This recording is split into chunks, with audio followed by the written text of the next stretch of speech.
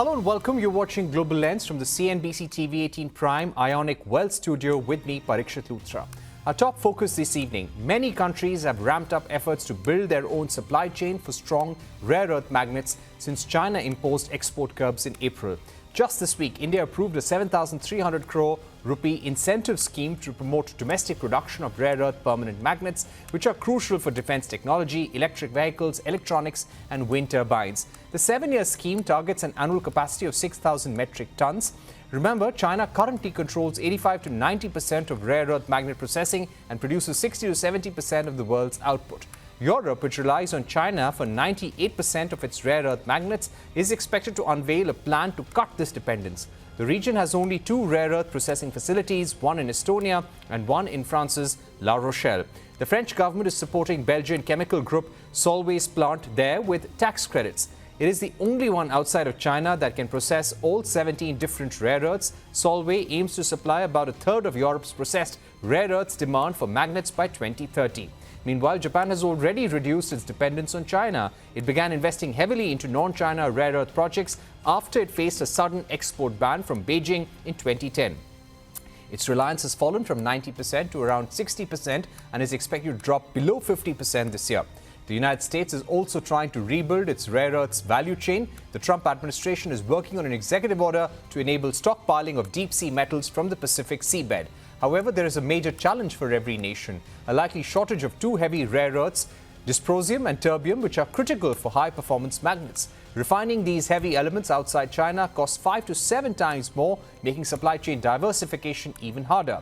I spoke with Nagarajan Mahadevan, Managing Director, India, and co-founder at Entelis, and Bidyut Chakrabarti, partner at KPMG India, earlier to understand foreign collaboration in India's rare earths technology. Entelis has been in this segment since 2023, and we are very excited and we're very happy. And it's the effort of Niti Aayog, supported strongly by IREL, particularly Dr. Dipender Singh, who was the previous CMD, which has brought it to this stage, and being conceptualized and put together by Ministry of Heavy Industries, and has gone through many changes. And it's wonderful that 6,000 metric tons is planned to be supported with an outlay of 6,800 crores, I trust, towards OPEX and CAPEX, and the remaining being operational expenses. I could be off the mark by a few hundred crores here and there.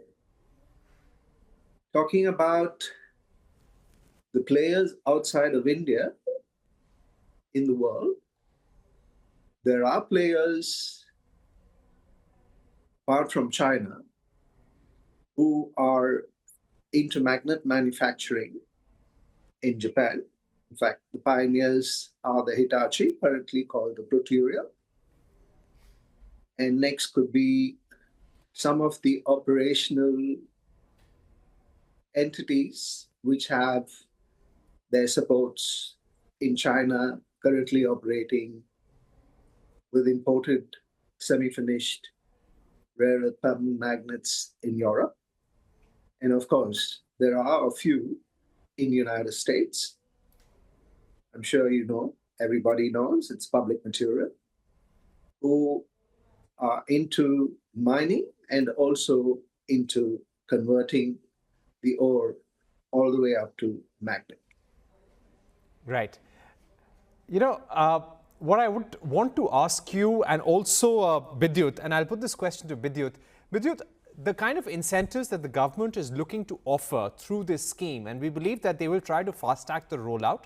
They will notify the scheme in 15 days, maybe have the bids opened up and invite the bids by the 31st of January next year.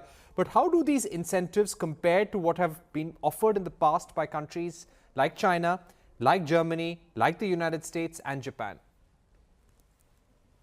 I think it's a good question. What India has crafted in this particular scheme, it's definitely comparable as some of the schemes that you just spoke about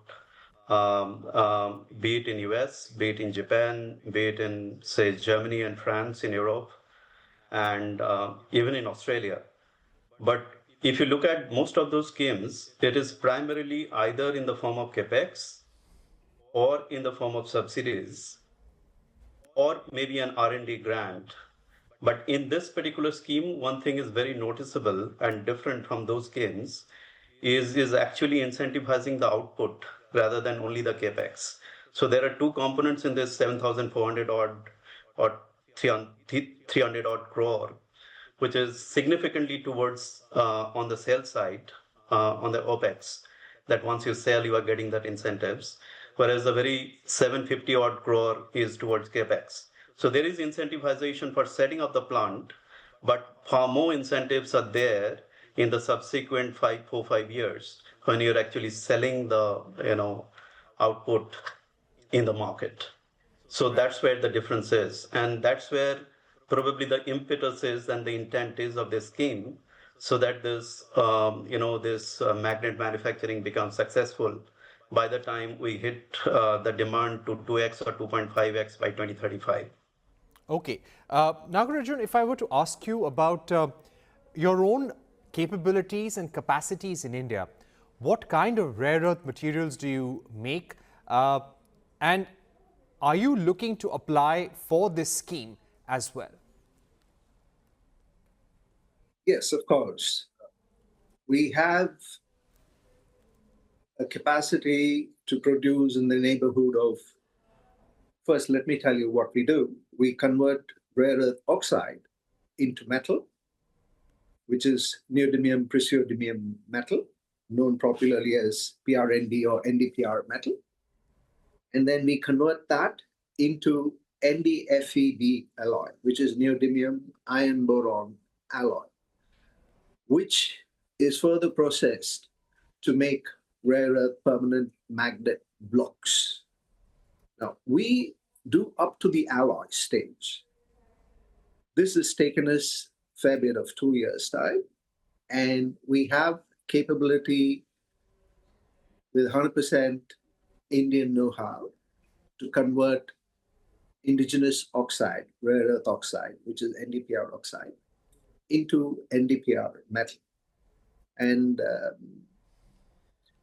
we also have non-Chinese equipment to make the alloy, which is NdFeB alloy. We are in the process of going forward in the coming financial current calendar year into making a classification of this NdFeB alloy, which is known as sintered. The one that we have now is known as bonded. So these two alloys go into the domains that has been much talked about. If I were to ask you, you said that it took you 2 years from being able to convert rare earth oxides to metals and metals to alloys. How long would it take for a company like yours, and this is coming from a layman perspective, if you're trying to build capacities, how long would it take to achieve a capacity, a capability to make finished rare earth permanent magnets? We would give it pretty much the same timeline that the government has given, which is 2 years lead time. And we could possibly do it earlier because the toughest part is converting oxide into metal and also taking metal up to the alloy stage. So having done one particular aspect of the alloy, which is the toughest, known as bonded powder, we do feel, given a period of about a year's time plus, we should be able to get to the additional sintered alloy, and thereafter we would move on to making rare earth permanent magnet blocks. Okay. Bidyut, we were just speaking to the Sona Comstar Managing Director Vivek Vikram Singh, and he said that we have a lot of rare earth minerals in India as resources, but we don't have refining capacity. And we need technology partners. We don't have that technology in India. There are technology partners in Japan, United States, and Germany. But why would those companies partner with India? Does the scheme make it attractive enough for them to participate with Indian entities? They would be busy focusing on their own countries, wanting to meet the needs of their own suppliers. Do you think collaborating with an Indian company could help speed up that transition, could immediately help them set up additional capacity for rare earth magnets? I think it's a strong yes. That's what I say.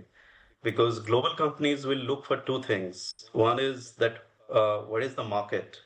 So India is a very potent market for them. The domestic demand within India is going to be around 2x as estimated by 2030, at least 2.5x by 2035.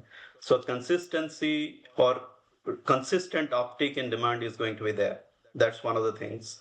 And second, everybody knows that all the other geographies are trying to see how they can reduce their dependence on China on this particular element. And any other players from other countries other than China, they're going to look at India as a hub where they can actually collaborate and create such manufacturing facilities, which is not going to be difficult to sell because the demand is there very locally.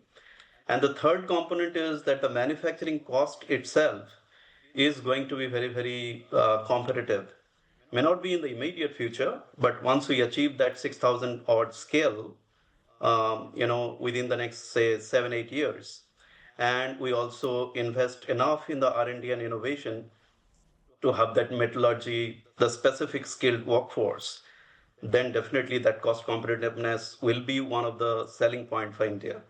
So naturally, the players from other countries are definitely going to be interested to collaborate with Indian firms. That's what I believe. Right. Everyone needs scale. Everyone needs another market where they can produce reliably. But Nagarajan, what is your thoughts on this? Because we've seen this rare earth magnet crisis now fester for almost 7 to 8 months. It's not eased off. China has given some licenses to about 4 companies, but I believe that's for a very minuscule number and amount of rare earth magnets. That too has not come in so far.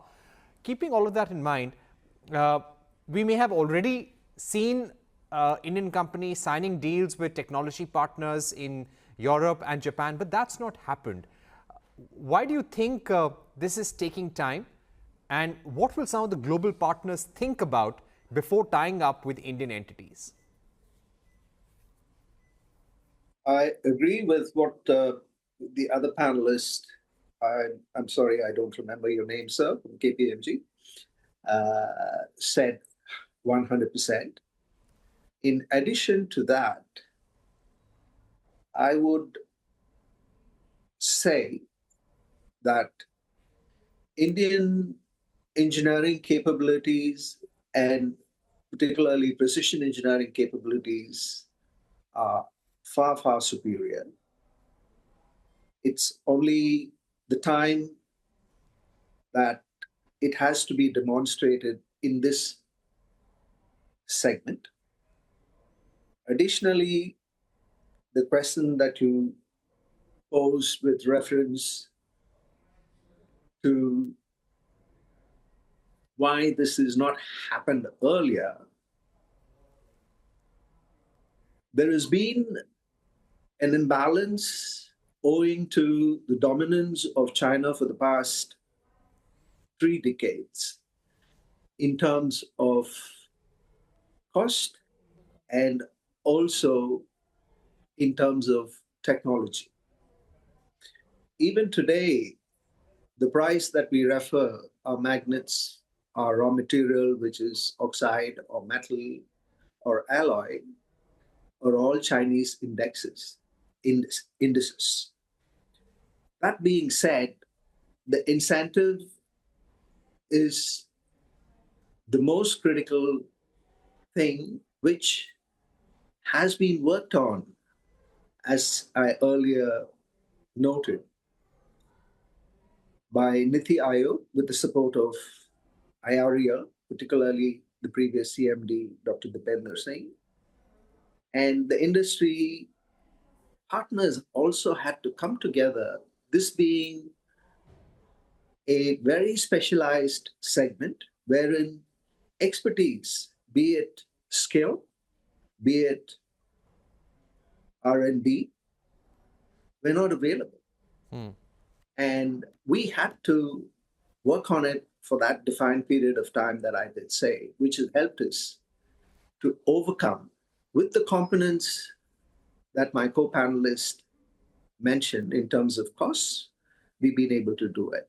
Our motto has been to find an indigenous, dependable supply chain, which we have today established up to the alloy, and ours is commercially qualified as well. Now, moving forward, we hope we would be able to churn out volumes in commercial competitive numbers. Yes, please. My final question now to Vidyut. Vidyut, China right now dominates the refining of rare earth minerals and the manufacturing of rare earth magnets. Why do you think countries like Germany, the United States and Japan have not been able to rise up to that occasion? For example, what I'm trying to ask is that when China stopped the flow of exports to other nations, what made it difficult for those countries to rise up and play that bigger role in supply chains and fill the gap? I think it requires a longest answer to answer that question. But maybe because it is a larger critical mineral story that has evolved over a period of time, and maybe China started much earlier than the other countries, including US, in this particular pursuit to really secure the critical minerals that are required for the end-use industries like electric vehicles, like defense, like renewable energy, like wind turbines and solars and other things. Okay, that maybe their awareness and starting point probably gave them the scale. But coming specifically to RE, which we are discussing in this magnet story, which is one of the critical minerals, and if I concentrate only on my country, which is India, even though we have started probably a little later, but we need to note that we are still the 5th largest RE reserves owner, okay? Rare earth reserves owner in the world. It is just that we need to invest in the exploration and mining as well, and probably incentivize that as well to really fast track the supply of the raw materials for the rare earth oxides manufacturing, so that this incentive scheme which has been dovetailed, that can actually be dovetailed into this particular scheme as well.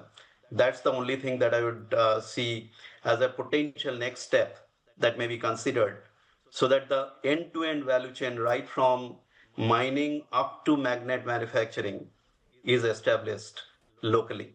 And we have very little dependence, if at all, on countries outside of India. Let's slip into a short break, but up next, we will throw the spotlight on Russian President Putin's visit to India, the deadly Hong Kong fire, which has killed over 100 people, and much more. Stay tuned.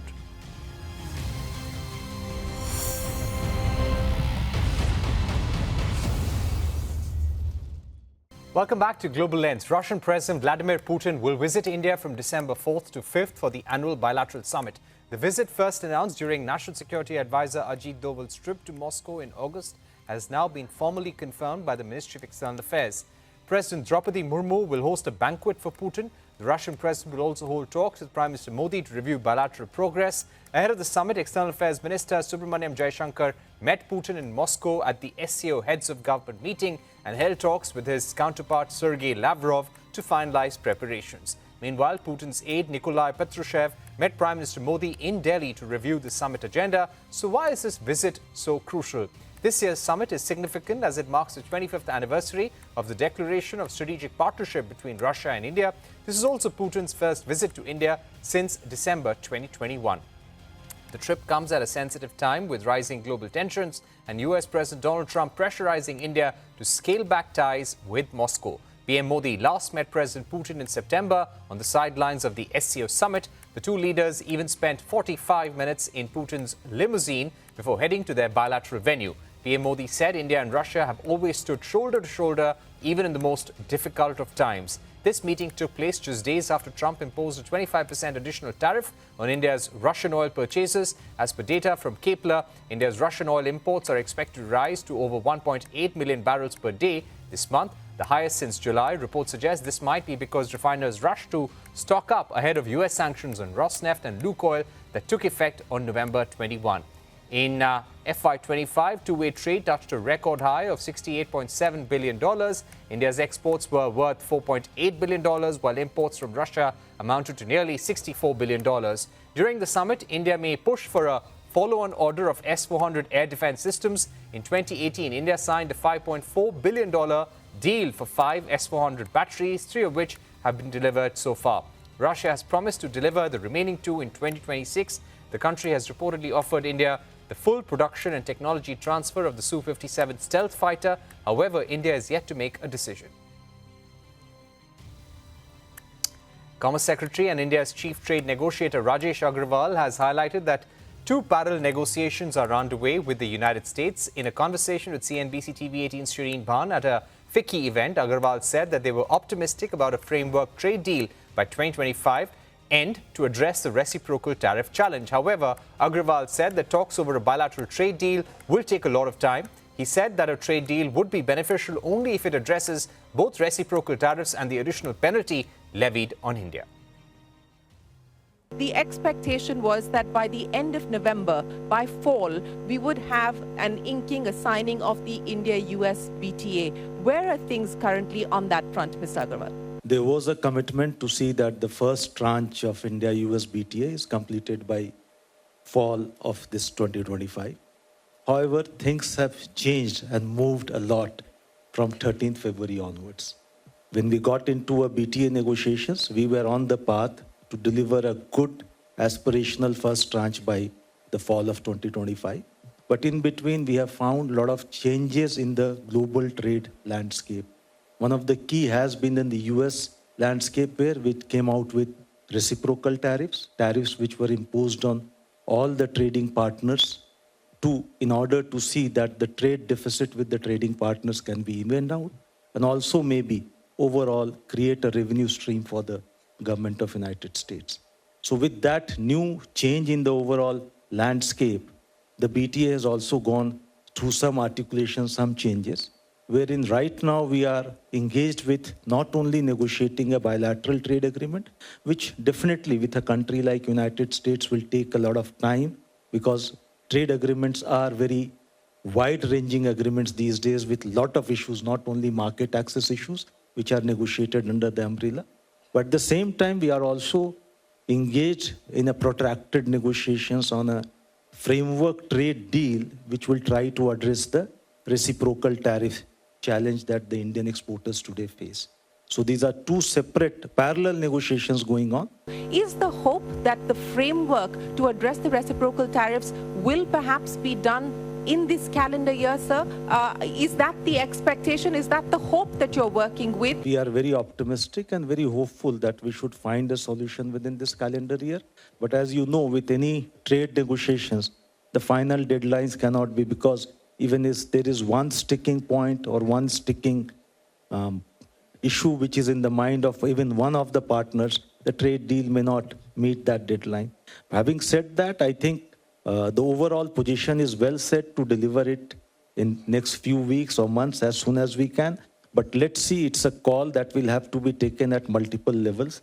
At the levels of negotiator, I think we are in a zone where we can say it is something that we can achieve in a very short while of time. There's not much to negotiate. There are very few issues, and that can be taken, the political call needs to be taken on. I just want to understand on the framework per se, as and when there is an understanding on both sides to go through with it, would that automatically mean that there would be a reversal of the 50% tariffs that have been imposed on India? The assumption is that a trade deal will be beneficial for Indian exports only when there will be addressal of both 25% tariffs, not only the one which is a trade tariff which has been imposed on trade in lieu of the lack of trade deal, but also the other 25% tariff, which have been imposed for some other geopolitical reasons. Until unless both are addressed together, it will not mean a meaningful deal for India. So we understand whenever the deal is finalized and signed and agreed to by the both sides, I think both these 25% will stand.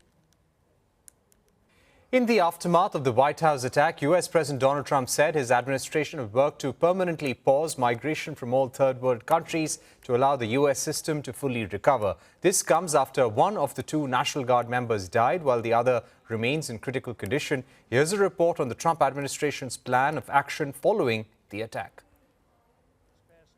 U.S. President Donald Trump said his administration will work to permanently pause migration from all, quote, third world countries to allow the U.S. system to fully recover. Trump's comments followed the death of a National Guard member who had been shot near the White House in an ambush investigators say was carried out by an Afghan national, an event which has become a political flashpoint. In a post on social media, Trump did not identify any countries by name or explain what he meant by third world countries or permanently pause. He said the plan would include cases approved under former President Joe Biden's administration, which he has blamed for vetting failures. Earlier, officials from the Department of Homeland Security said that Trump had ordered a widespread review of asylum cases approved under Biden's administration and green cards issued to citizens of 19 countries. Thursday's alleged gunman was granted asylum this year under Trump, according to a U.S. government file seen by Reuters. The U.S. Citizenship and Immigration Services on Wednesday stopped processing all immigration requests relating to Afghan nationals indefinitely. Now to the latest from Hong Kong. The death toll from the city's worst fire in nearly 80 years has crossed 100, with nearly 200 people still missing. The complex housed many elderly residents and migrant domestic workers. Here's the latest on the Hong Kong fire. The death toll from Hong Kong's worst fire in nearly 80 years has risen to over 100, with about 200 people still missing. This 48 hours since the fire began on Wednesday afternoon at the Wang Fuk Court apartment complex in the Tai Po district. As the blaze was contained on Friday, families had the grim task of looking at photographs of the dead taken by rescue workers. Local resident Mira Wong, whose parents were living in Wang Fuk Court, was looking for news of her father. Just recognize some picture is in maybe my body's of my dad, because my body is still missing here.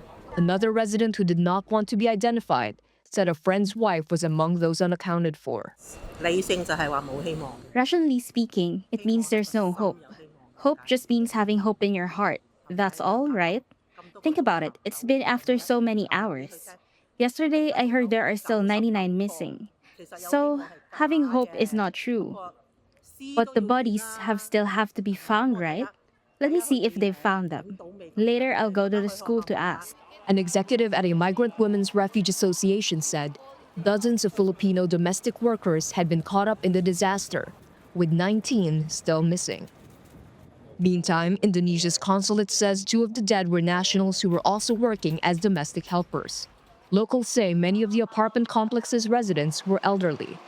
The fire at the complex, which was wrapped in bamboo scaffolding and green mesh for renovation work, quickly spread on Wednesday. Hong Kong security chief said fire alarms in the complex had not been working properly. Police said they had arrested 3 construction company officials on suspicion of manslaughter for using unsafe materials, including flammable foam boards blocking windows. Residents were told by authorities last year that they faced relatively low fire risks after complaining repeatedly about fire hazards posed by ongoing renovation works. The fire is Hong Kong's deadliest since 1948.